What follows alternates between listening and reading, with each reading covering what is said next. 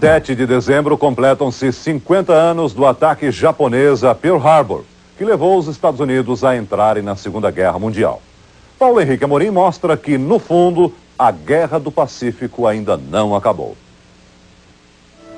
Com meio século de distância, aqueles jovens estacionados na base de Pearl Harbor parecem ter, para todo americano, o semblante de heróis nacionais.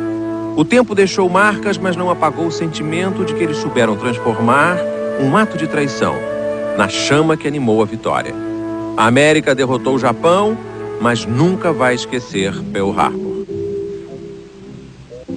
Para os americanos, naquela baía do Havaí, quase perdida entre a Ásia e a América, o ano de 1941 estava acabando como começou, em paz. A América não tinha entrado na guerra e não queria ir à guerra.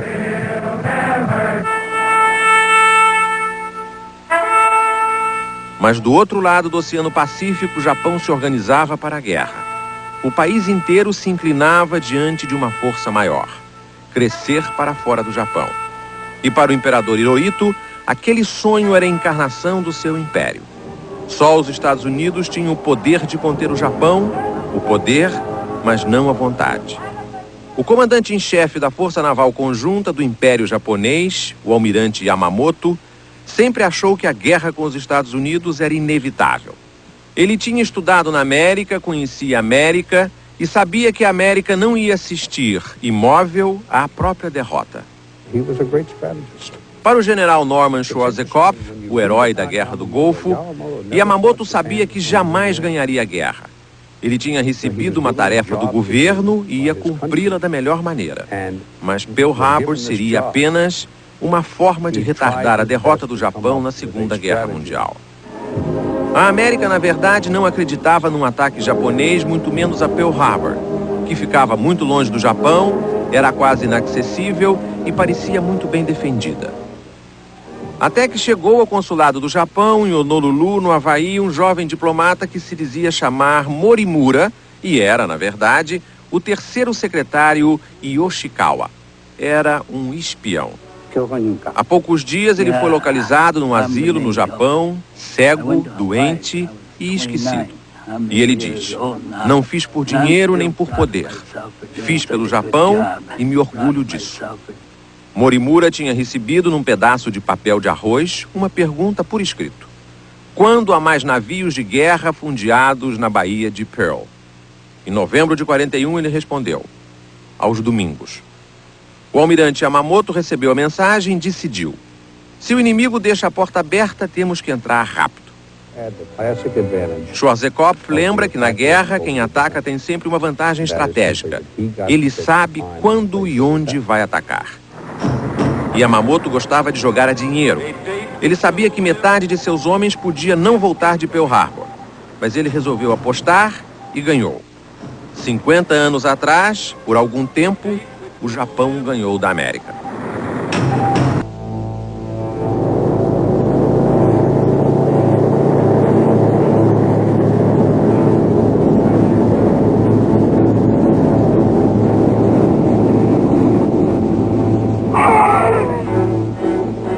Às 5:50 da manhã do domingo 7 de dezembro de 1941, os porta-aviões japoneses estavam na posição pré-determinada.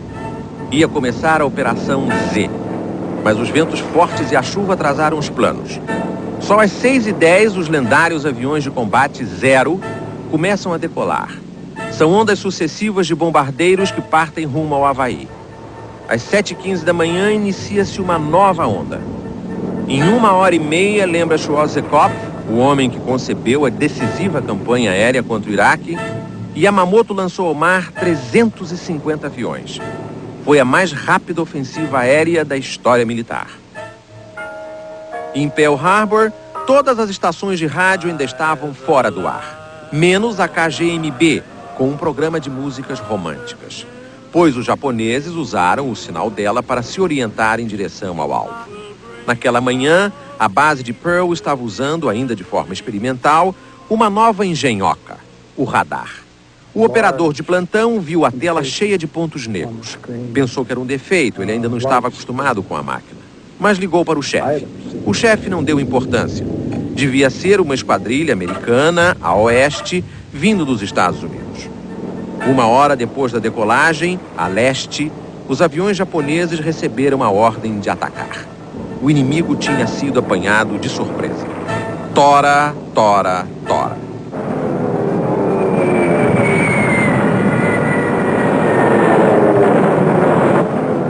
No contra-torpedeiro Nevada, a banda estava fazendo um treino bem cedo para o campeonato de bandas de música da base. O Nevada repassava o hino nacional americano quando foi atingido. Às 8h50, uma bomba do tamanho de um carro Volkswagen atingiu o casco do Arizona. Entrou nos sistemas de munição e abastecimento de combustível e o navio inteiro explodiu. Toneladas e toneladas de munição, milhares e milhares de barris de petróleo, tudo explodiu ao mesmo tempo. O Arizona foi o maior feito japonês naquele ataque. Você não faz ideia do barulho, diz esse marujo sobrevivente. Eu podia ouvir o barulho ainda 2 semanas mais tarde. Aquilo era uma bola de fogo. Os que conseguiam sair pareciam um pedaço de lenha em chamas. Eu reconheci um amigo e toquei nele. A pele dele grudou na minha mão. –